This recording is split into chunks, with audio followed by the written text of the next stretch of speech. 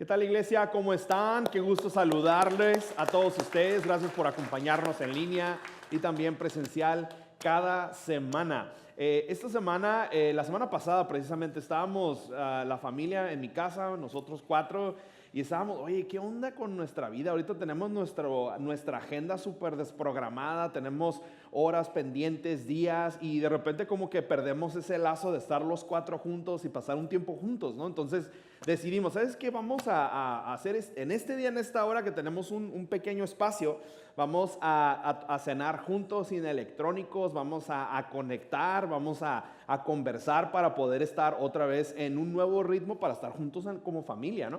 Y pues bueno, dijimos, ok, va a ser el martes, va a ser a tal hora. Y ya dije el día, ya me va a dar lata ese día, ¿verdad? Bueno, no le voy a contestar si me escribe, ¿no? Pero bueno, ese día lo decidimos agendar y dijimos, bueno, vamos a hacer esto. A mí me tocó de una de las ocupaciones para setear la mesa, era pues preparar la mesa y poner todos los utensilios y todo eso. Dijimos, todos vamos a colaborar, todos vamos a cocinar algo, vamos a hacer algo y juntos nos vamos a sentar a la mesa y vamos a comer. Entonces ya a la hora de estar diciendo, bueno, ¿cómo ponemos las cosas en la mesa? Yo no tenía noción de muchas cosas y dije, pues bueno, en vez de preguntarle a Google, voy a preguntarle a ChatGPT. Y dije, vamos a ver qué onda, ¿no?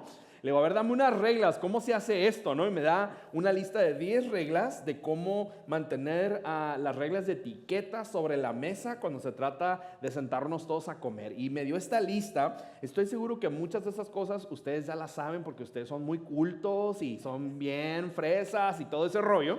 Pero algunas cosas yo no sabía, pero bueno, nos da estas 10 reglas que no debemos de romper cuando vamos a cenar juntos, ¿no? Entonces ya vamos viendo. La primera te la voy a leer. La primera regla de etiqueta es no usar los cubiertos de manera incorrecta. Tienes que usar los cubiertos de afuera hacia adentro. O sea que los cubiertos de afuera son para el aperitivo y los cubiertos de adentro, los que siguen, son los para el platillo fuerte y que debemos de usarlo acorde a cómo debemos de usarlo. Luego después me dice, número 2, no pongas los codos sobre la mesa. Pues ahí estamos todos, ¿no? Sobre los codos sobre la mesa. Luego dice, no juegues con los cubiertos, no estés haciendo ruido, no estés apuntando, no estés jugando. Número 4, el cuchillo es para cortar, no para empujar la comida. Señores, dejen de estarle metiendo al dedo ahí a que se suba al tenedor. No debes de usar el cuchillo, debes de usar el tenedor, supuestamente una manera acorde para poder recibir o usar una cuchara para poder levantar la comida. También, número 5, nadie lo hace, no se enchupe los dedos. No muerdas los cubiertos, no te los estés chupando los cubiertos tampoco, esa es otra regla de etiqueta. Otra cosa, que debes de descansar los cubiertos mientras estás hablando o estás esperando algo más. Y hay una manera en B que tienes que descansar los cubiertos. Si vas a seguir comiendo, de una manera tienes que descansar los cubiertos sobre el plato. Número 7, no debes de usar los cubiertos para apuntar algunas cosas. Señores, dejen de estar apuntando con cuchillo a la gente, por favor, eso se ve mal. Y no debe de hacerlo, ¿no? No debemos de estar apuntando a la gente con los cuchillos. Número 8, no cortes toda la comida de una vez. ¿Alguna vez les ha pasado que se sientan a cenar con alguien y de repente estás platicando y empiezan a picar todo? ¿Les ha pasado? Y dices, ¿qué estás haciendo, mano? No, es que me gusta que todo se revuelva con todo.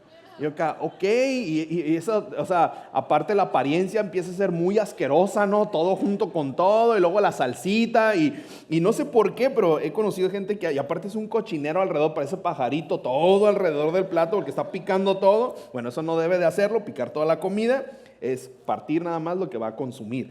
Número 9, no uses el cuchillo para untar mantequilla, esa no se la sabía, ¿verdad?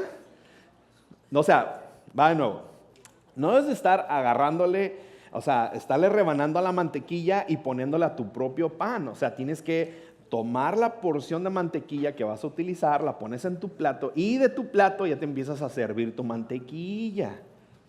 Ahí está mi advice de 2 centavos, ¿no? Ahí se los dejo, ¿no? Y por último, número 10. Cuando termines de comer, no dejes los cubiertos cruzados o separados. Tienes que dejarlos alineados juntos sobre el plato, señalando las 4 de la tarde en esa dirección cuando tú termines. ¿Y qué cree? Después de la cena, todas las reglas nosotros las rompimos, ¿eh? No cree que No hicimos nada bien, o sea, todo lo rompimos, el rollo que queríamos conectar y dije, bueno, yo nomás necesito saber cómo se ponen las cosas. Pero bueno, estas reglas te dan contexto de cómo comportarte apropiadamente cuando cenas con alguien o estás en algún lugar, ¿no? Después de ahí, de ver toda la lista, dije, esta lista está muy difícil de seguir para un mexicano. Entonces le pregunté a la inteligencia artificial, le dije, a ver, ¿cómo se vería una familia mexicana rompiendo todas estas reglas? Genérame una imagen, y esta fue la imagen que me generó. Chupando los dedos, gritando, la coca, no debe de faltar la coca, ¿verdad? Y pues bueno, Chihuahua. Viva México, ¿verdad? De todos modos, es muy rico comer en México. Pero bueno, estamos en esta serie que hemos llamado Así viven las personas libres. Ahora, ¿por qué le pusimos ese nombre? Porque tiene la conexión total con los 10 mandamientos. Esta serie está basada en los 10 mandamientos que fueron dados al pueblo de Dios que estaba saliendo del exilio. Aquí está el detalle, iglesia. Esta gente no sabía cómo vivir fuera de ser esclavo. Ellos estaban condicionados a esta idea mental, física, emocional, espiritual de cómo debían de vivir bajo el régimen de Egipto, pero ahora ya estaban saliendo de ahí, estaban siendo libres y no podían ser libres y no saben cómo ser libres. Una persona libre vive de una manera pues muy específica, ¿no? Hay una gran libertad, hay una gran educación, hay una gran empatía, hay mucha gracia, hay mucho amor. Una persona libre está llena de todos estos buenos frutos, pero una persona que no ha sido libre por mucho tiempo vive con muchas carencias, con muchos dolores, ideas preconcebidas, y estas personas no sabían cómo salir de ahí, no sabían cómo integrarse a un nuevo concepto de vida que Dios estaba estableciendo a través de estos 10 mandamientos. Dios utilizó a Moisés como el profeta en recibir este mandato, y prácticamente Moisés fue el que los comunicó. Él está en el monte Sinaí, donde él recibe esta revelación de Dios, donde él sube y tiene esta conexión con él, le da esta lista de cosas que muchos de nosotros vemos como una lista de reglas que tenemos que hacer. Y ahí está el detalle: cuando alguien te dice lo tienes que hacer, ¿qué crees que pasa? No lo haces. Y luego cuando tienes que hacer algo dices que lo tengo que hacer. Es que me dijeron que lo tengo que hacer así, ¿no? Y te haces tus ojos y tu cara de chancla y lo tengo que hacer. Me dijeron que así, right? Entonces, cuando no hay una convicción real de cómo las cosas deben de hacer, no hay convicción personal de que no, es que no es porque lo tenga que hacer, es porque yo quiero hacerlo así. Tengo esta convicción de que esto está bien, está correcto. Me cuesta trabajo, pero no es culpa de nadie, ¿no? Es mi chamba poder alinearme a esto. Y Dios estaba tratando de traer este alineamiento entre su reino y su relación con su pueblo, y al mismo tiempo como su pueblo se iba a alinear con Dios a través de estos mandamientos, y al mismo tiempo cómo iba a servir unos con otros con las personas. Era de mucho interés para Dios poder traer orden y alineamiento. Son 10 formas de vivir en armonía con Dios y armonía con los demás. Ahora, nuestro objetivo de esta serie es conocer también cómo entender y cómo aplicar estos conceptos que quizás pueden sonar un poquito de antaño, viejitos, o algo que debemos de ignorar, pero aplicarnos en nuestra vida diaria, porque estos 10 mandamientos tienen también un efecto relevante en la forma en que tú y yo vivimos como hijos de Dios actualmente. No nada más porque estén en el Antiguo Testamento quiere decir que no debemos de hacerlo, sino Dios Jesús nos dice que debemos de seguir sus mandamientos y seguir su palabra acorde a lo que Dios nos manda. Entonces, hay 3 factores muy importantes acerca de los mandamientos y también ideas preconcebidas cuando pensamos en estos 10 mandamientos. Lo primero es que los mandamientos vienen de Dios. Y lo que la gente creía era lo que Moisés les decía que tenían que hacer de acuerdo a lo que Dios quería. Y ahí está el problema, porque veían a Moisés como el jefe y decían, bueno, ¿a poco tenemos que hacer todo eso que nos dices? ¿A poco son las reglas? ¿A poco cuando alguien viene y nos pone reglas, lo primero que haces es rezongar, ¿verdad? ¿A poco no? Entonces, como que hay esta idea preconcebida de que sí, Moisés los comunicó, pero él era el portador de esa profecía. Él era su chamba comunicarlo.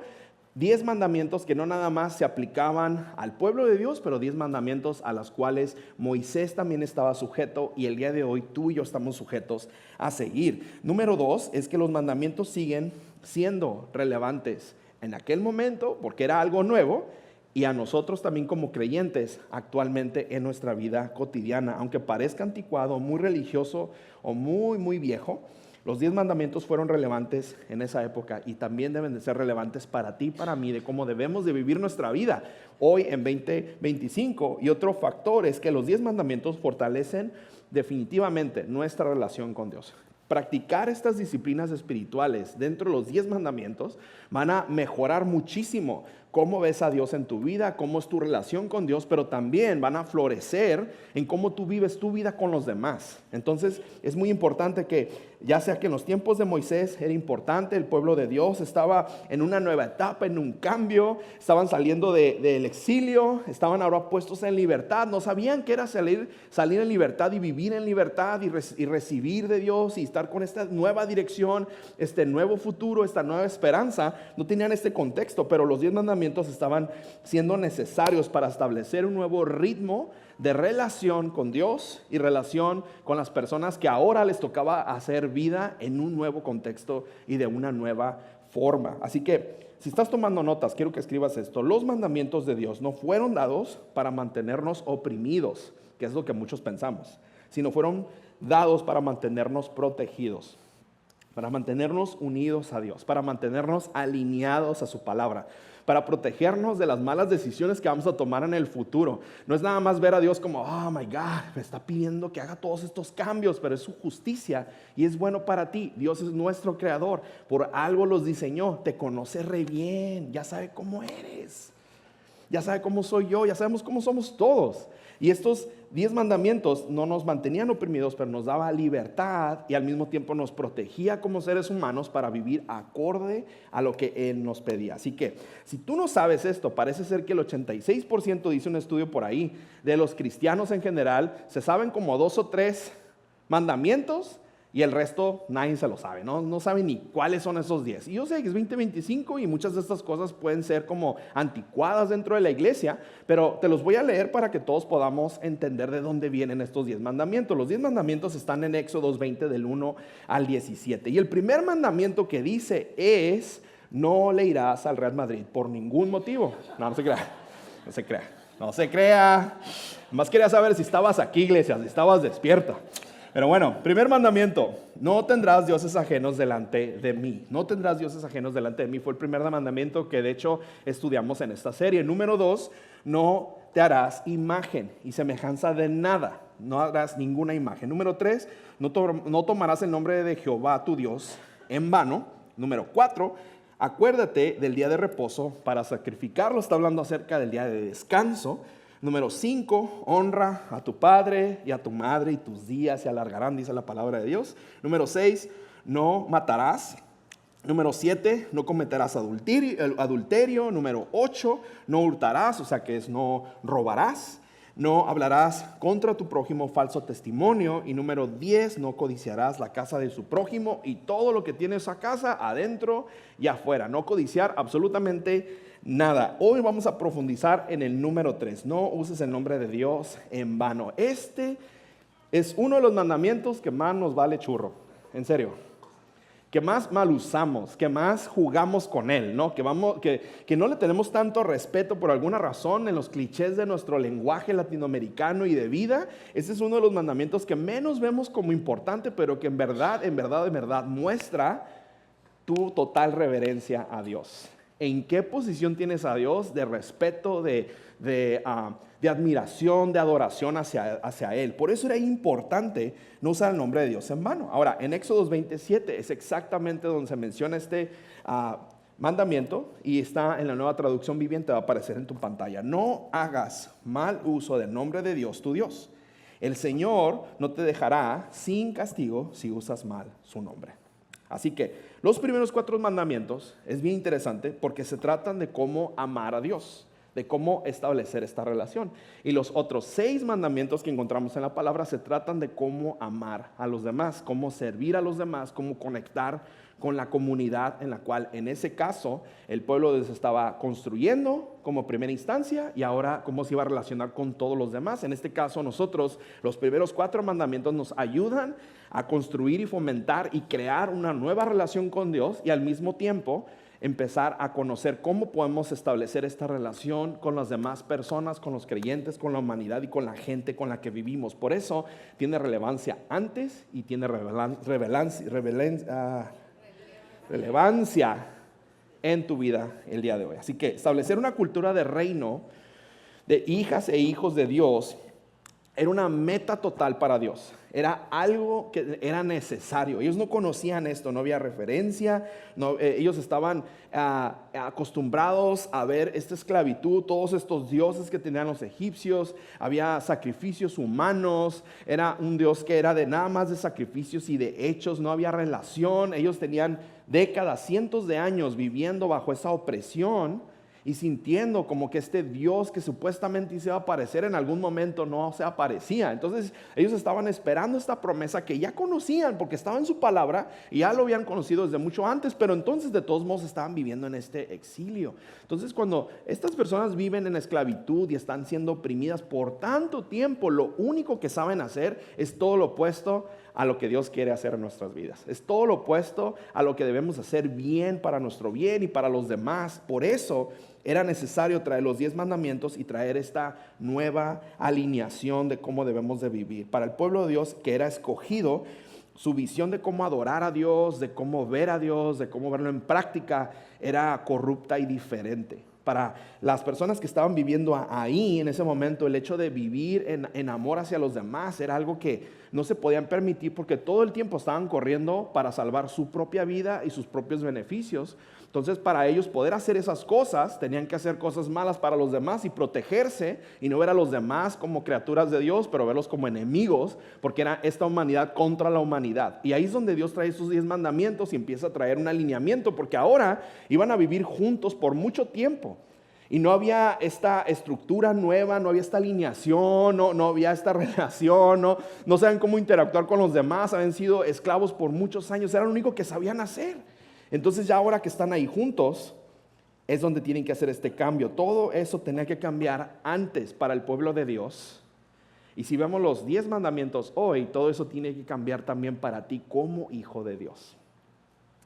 Hay mucho espacio en estas cosas, porque cada uno de estos puntos que nos estamos yendo mandamiento tras mandamiento debe traer una revelación a tu vida de cómo vivimos actualmente y cómo deberíamos de vivir como hijos de Dios. Así que volviendo al tema de hoy y de lo que vamos a hablar, 3 maneras de cómo honrar verdaderamente el nombre de Dios y también 3 maneras en cómo tú y yo batallamos a tratar de honrar su nombre como vivimos. Así que el primero es: ten respeto por su nombre. Ten respeto total por su nombre. Cuando valoras algo o valoras a alguien, respetas a ese algo y a ese alguien con tu propia vida. ¿A poco no? Pero cuando ese respeto se rompe y cuando ya no hay nada que hacer, empieza a cambiar muchas cosas de tus actitudes con las personas o con Dios, con tu relación espiritual, ¿no? Lo primero que empezamos a ver es que le faltamos el respeto a las personas y empezamos a ya no tener límites con las personas. Empezamos a este desrespeto, empezamos a aplicarlo hacia los demás, empezamos a ofender, a cruzar estos límites. Esa autoridad que antes veíamos, ya no le damos esa autoridad, ya le damos como por su lado. Yo tengo una mejor idea, yo creo que una mejor persona, puedo hacer las cosas mejor.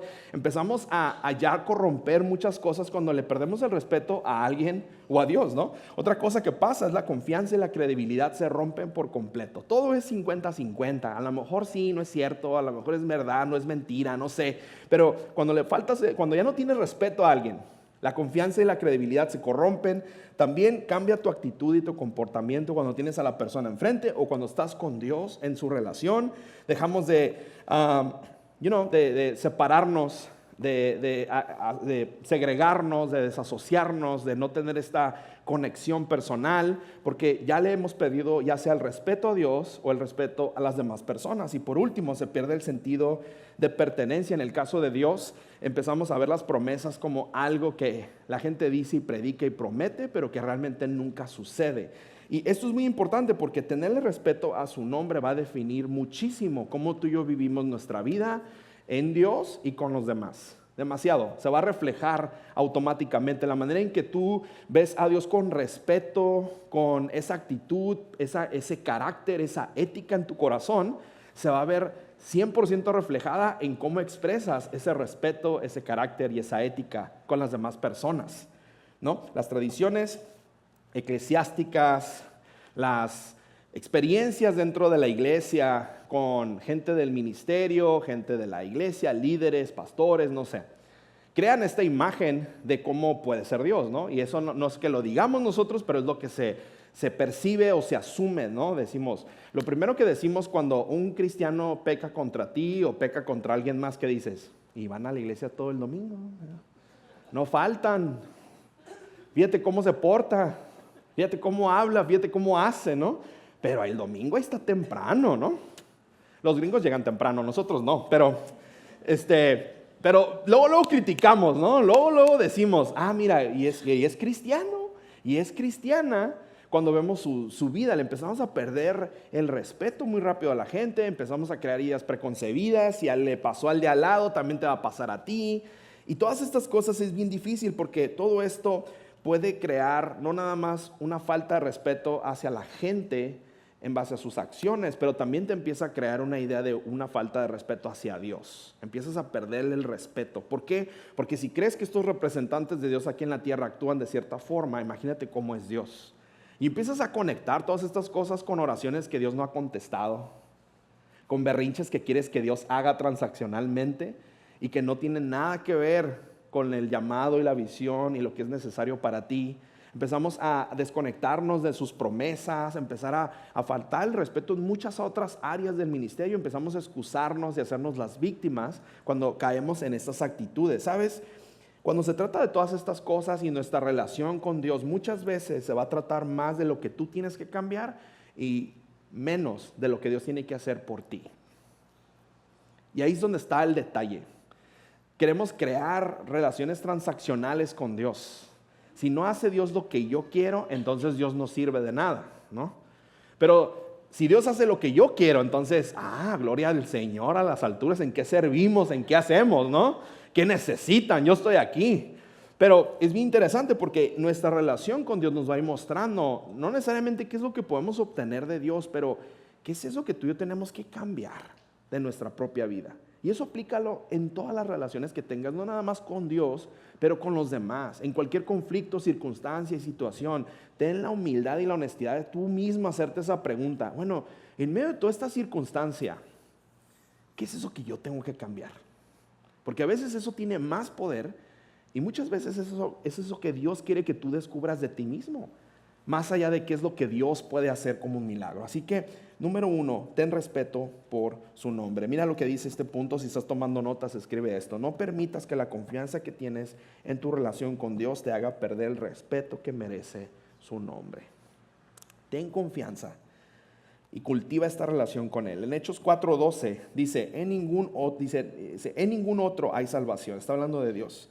Dios no nos ha dado ningún otro nombre bajo el cielo mediante el cual podamos ser salvos. No existe nada que te pueda salvar aquí en la tierra, pero solamente lo que está en el cielo. Y si tú y yo entendemos con claridad de que la salvación y la eternidad nada más se obtiene por medio de Dios, entonces debemos de actuar con ese mismo respeto del cual Él nos está regalando esta eternidad por medio de Cristo Jesús. Con esos mismos ojos debemos de cultivar esta relación en Cristo Jesús y con nuestro Dios Todopoderoso. Número 2, ten reverencia a su nombre. Total reverencia a su nombre. Total reverencia de quién es. Cuando tú y yo no tomamos reverencia a Dios, tomamos su palabra a la ligera. Todo lo que dice la Biblia es a la ligera. Todo lo que dice la Biblia, no sé si es verdad, no es mentira. No, que en TikTok vi que hay muchas teorías de conspiración con la Biblia y empiezas tú a sacar toda tu bola de tonterías y preguntas y ya no duermes, pues ahí estás en el chisme toda la noche, ¿no?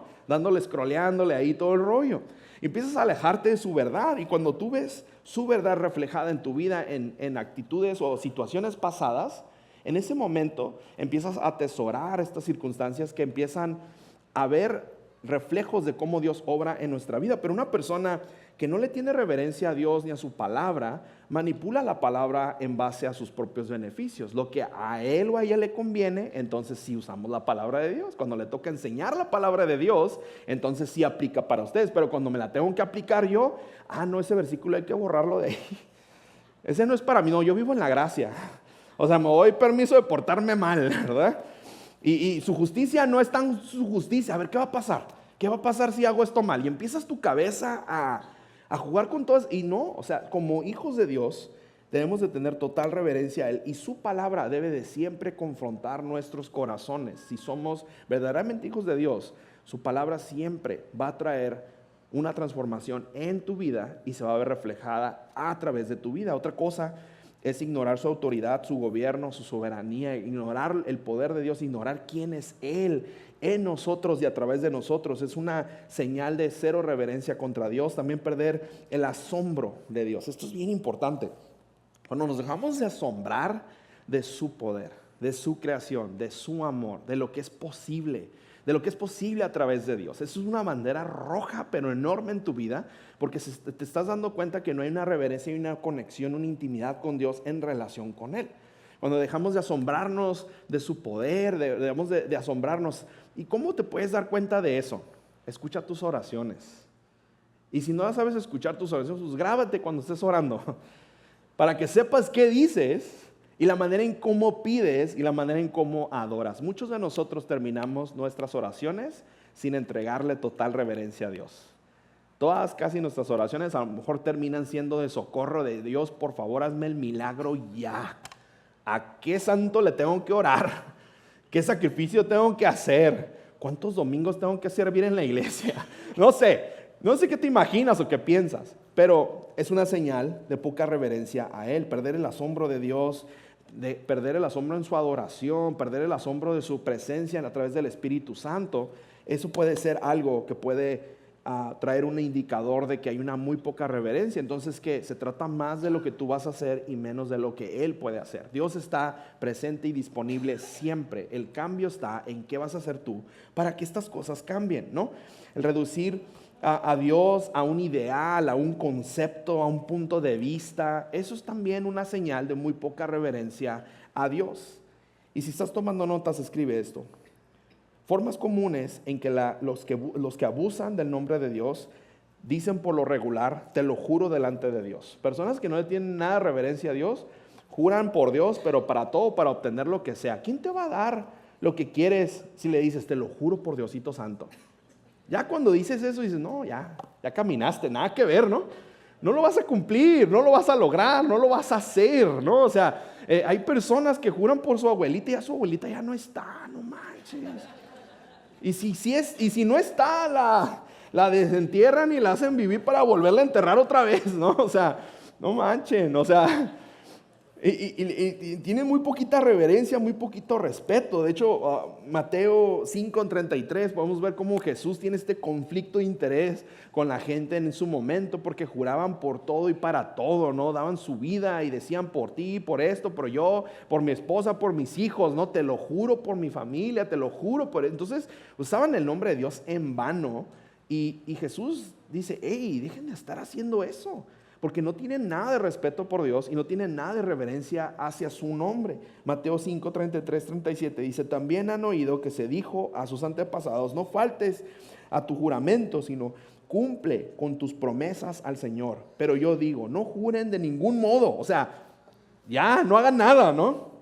Ni por el cielo, porque es el trono de Dios, ni por la tierra, porque Él es el estrado de sus pies, ni por Jerusalén, porque es la ciudad del gran rey. Tampoco jures por tu cabeza, porque no puedes hacer que ni un solo de tus cabellos se vuelva blanco o negro, a menos de que seas estilista, ¿verdad? Pero bueno, cuando ustedes digan sí, aquí está el punto importante, cuando ustedes digan sí, que sea realmente sí, y cuando digan no, que sea no. Cualquier otra cosa que digan más allá de esto proviene del maligno. En pocas palabras, lo que está diciendo Dios, no me metas a mí en tus broncas, ¿verdad? Yo no tengo nada que ver en esto. No hagas promesas que no vas a cumplir. Y ahí es el reto más grande, cuando dices que tú sí sea sí y que tú no sea no. Esto es tan complicado, ¿a poco no? Es tan difícil hacerlo. Entonces no te compliques la vida y procuremos, me incluyo, en trabajar en esta parte de carácter, donde seamos cautelosos al decir lo que decimos y cuando nuestro sí sea sí y que nuestro no sea no. Esta es la parte más difícil y en pocas palabras, lo que nos está diciendo es no jugar con el juramento nada más por jugar, pero ser éticos con nuestra fe, éticos con nuestra reverencia a Dios y éticos con nuestra relación con Él. En lo que sea que tengamos que hacer, no estemos involucrando a Dios nada más jugando por su nombre. Tener un respeto, una reverencia se va a notar en tus palabras y se va a notar también en tus acciones. Sabes, dentro del mundo cristiano se usa mucho una carta en el mal uso del nombre de Dios. Y esto es una de las cosas que quizás han traído mucho daño a muchas personas y por las cuales muchas personas no le tienen nada de respeto a Dios. Y la carta es esta. El usar la carta, el típico Dios me dijo, para manipular y forzar decisiones que Dios nunca dijo. Híjole, qué duro está esa, ¿no?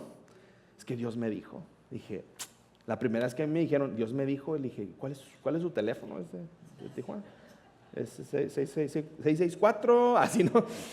¿Cómo que Dios te dijo? ¿Cómo? ¿Verdad? Y yo sé que muchos tenemos estas preguntas, son tabús dentro del mundo cristiano, para algunas personas, mundo religioso, el usar Dios me dijo, y a veces ese Dios me dijo es más una intención bien linda que tienes hacia una persona y es menos de lo que Dios realmente está diciendo. Ahora, ¿cómo funciona todo este juego, estas palabras, ¿no?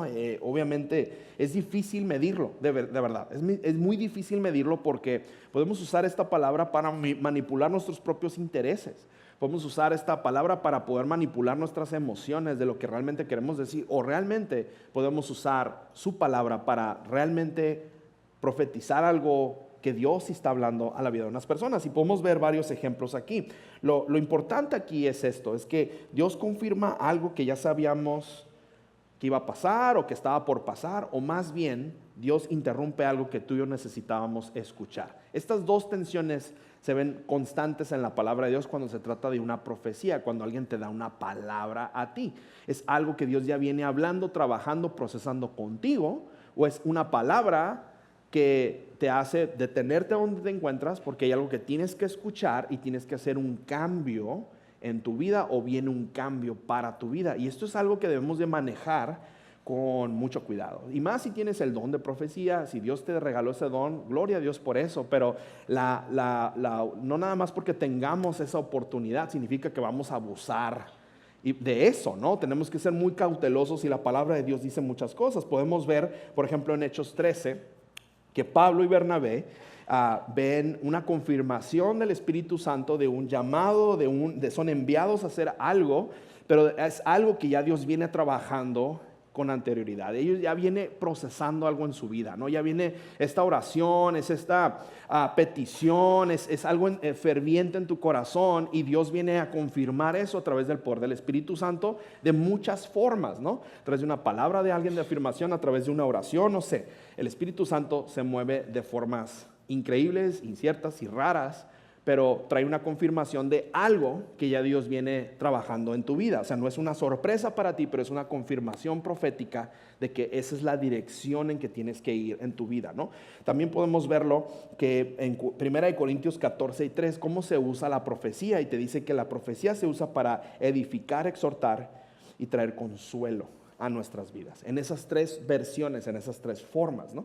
También a veces podemos ver que las profecías se pasan en algo que no sabías que iba a suceder. Por ejemplo, en 1 Samuel 16 podemos ver que David en muy temprana edad, sin él saber y ser un pastor de ovejas y estar haciendo todo el trabajo que los hermanos no querían hacer, recibe esta profecía de que va a ser rey a muy temprana edad. Tiene este llamado desde muy temprana edad y podemos ver que hay este envío, esta asignatura que tiene hacia el futuro. Lo que sí te puedo decir es esto, y quisiera entrar en más procesos de profecía, y yo sé que todos están, ¿y qué más puedo saber, no? Bueno, quisiera expandirme más en este tema, pero eso no es todo lo importante. Lo importante es que tienes que saber es que cuando se trata de la profecía, siempre se va a tratar de darle toda la gloria y la honra a Dios. Que esa profecía, esa palabra de Dios que nos dice o que nos guía, nunca se va a tratar de tu vanagloria o lo que realmente tú quieres que suceda, o tus berrinches o tus cosas, ¿no? Sino se va a tratar de cómo Dios va a usar eso que estás haciendo o que Dios está llamando a hacer para darle toda la gloria y toda la honra. Eso es lo más importante de recibir una profecía, ¿no? Pero el usar esto del Dios me dijo nada más así y crear una desilusión muy grande en una persona por una gran corazón de alguien que quiere ser bien empático y tiene una emoción y quiere darle una palabra de ánimo, pero parece que es una profecía y se la mezcla ahí, pues más o menos ahí. Y cuando alguien se decepciona y se desilusiona con la iglesia, termina desilusionándose con Dios y por ende empieza a haber esta falta de respeto, reverencia hacia Él y hacia su nombre, porque le hemos perdido por completo el respeto a este ser supremo que es nuestro creador y que es nuestro Dios todopoderoso. Entonces, iglesia, ten mucho cuidado cuando decimos estas cosas. Ten mucho cuidado cuando usamos estos dones que Dios nos ha regalado, porque esto que tú y yo hacemos todos los días, aquí en la iglesia y fuera de la iglesia, es representar a este Dios todopoderoso y eterno, en donde vivimos, en donde trabajamos, en donde nos desarrollamos y donde hacemos vida con otras personas. No seamos piedra de tropiezo nada más por ser emocionales con nuestras palabras y nuestras acciones. Y por último, una persona que tiene total respeto y reverencia a Dios también representa su nombre en todo lo que hace. Primera de Tito 2, del 7 al 8 dice: con tus buenas obras, dales tu mismo ejemplo, en todo. Cuando enseñes, hazlo con integridad y seriedad y con un mensaje sano e intachable. Así avergonzará a cualquiera que se oponga, pues no podrá decir nada malo contra nosotros o de nosotros, ¿no? Lo que se está hablando es que nuestra vida aquí y fuera es muy importante. Nuestra forma de actuar aquí y afuera es muy importante. No podemos reflejar un cristianismo perfecto porque ¿qué crees? Aunque te creas perfecto y hayas ido al doctor de Tijuana, que te haga las cirugías plásticas por todos lados y te tomes la mejor foto con todos los filtros, o sea, somos imperfectos, somos completamente imperfectos. Pero lo que sí podemos trabajar tú y yo es en nuestro carácter, ¿no? Las personas que nos conocen dentro de nuestra casa son las personas que más saben la luz y la oscuridad que tú y yo somos. Y Dios necesita trabajar en todo, en cada área de tu vida. Necesita restaurar cada área de tu vida. Y el hecho que tú le des permiso de restaurar tu vida, va a reflejar a un Dios viviente a través de tu vida, con tu vida, tus acciones, tus palabras. Un cristianismo genuino, un cristianismo que no nada más muestra perfección, pero que muestra su gracia. Que podamos ser humildes en las cosas buenas y ser humildes también en las cosas malas, aceptar nuestros errores, vivir, cambiar, darnos la oportunidad, esta segunda oportunidad y nuevo comienzo, en donde sea que vivas y lo que sea que estés viviendo. Creo que eso va a mostrar un cristianismo más genuino y no un cristianismo difícil de alcanzar, de perfección. Porque una persona que se quiere perfecta aquí, ¿cuándo lo vas a alcanzar? Jamás. Nunca le vas a ganar un argumento, ni una conversación, ni nada. Porque viven en su propio orgullo y en su ego de que todo hacen bien, nunca cometen errores, nunca. Entonces una persona así es bien difícil poder guiarle, decirle algo. Pero no hay nada que se pueda contener contra el amor. Y yo creo que ahí es precisamente cuando nosotros tenemos reverencia hacia Dios. Yo quiero que sepas que no nada más se trata de una acción de abajo hacia arriba, sino también de una acción del centro hacia los lados, hacia todas las personas demás. La manera en que vemos tu vida, como vives, actúas y haces, va a mostrar también la manera en que tú muestras reverencia con Dios, como vives, actúas y haces. Así que, por último, la mejor manera de honrar a Dios, el nombre de Dios, es representarlo correctamente delante de los que te rodean. Tratar de hacer eso, y ese es un trabajal bien complicado, ¿poco no? Pero si somos humildes, persistentes, honestos con Dios, honestos con quiénes somos de verdad y tratar de poco a poco, ¿sabes? Un paso a la vez, tratar de traer esta reverencia hacia Él, empezar a trabajar en nuestro respeto hacia su nombre, a su presencia, a su palabra, cuando adoramos, cómo oramos, cómo nos comunicamos, todo lo que hacemos hacia arriba, pero también cómo vamos a hacerlo hacia los demás. Eso es lo que va a determinar y va a empezar a ver a un cambio en ti. Vamos a empezar a ver frutos a través de tu reverencia y tu respeto hacia Dios. Es muy fácil practicar los primeros 4 mandamientos que tratan de nuestra relación con Dios y puedes hacerlo muy fácilmente. Una muy mala idea es tomarte una foto cuando estás rendiéndole reverencia a Dios. Aquí estoy adorando a Dios, ¿verdad? Y como que no volteas, pero eres tu brazo ahí, ¿no? Haciéndola de un tripod, ¿no? Deteniendo la foto, ¿no? Puedes mostrar eso a todo el mundo, pero tus acciones te van a delatar si realmente tienes reverencia a Dios. Entonces por eso es bien importante, los 10 mandamientos, todos son importantes. No usar el nombre de Dios, pero usar el nombre de Dios en vano va mucho más allá. Va mucho más allá de un mandamiento. Es una actitud, es un carácter, es un respeto, una reverencia que tenemos todos que hacer, una responsabilidad de representarlo como sus hijos de Dios de una manera genuina y verdadera con nuestra vida. Así que, iglesia, ¿por qué no te pones de pie? Porque tenemos un chorro de chamba esta semana, ¿a poco no?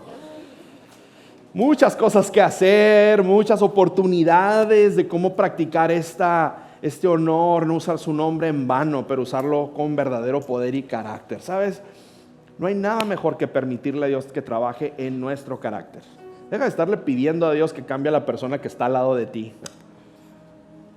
Mejor pídele a Dios, Dios, cámbiame a mí primero. ¿Qué tengo que cambiar? ¿Qué tengo que repensar? ¿Qué es eso que tengo que reestructurar? ¿Qué es eso que necesito cambiar? Esto se trata más de nosotros y menos de lo que Dios puede hacer por nosotros. El fruto va a llegar y Dios te va a otorgar lo que tú necesitas en el momento correcto.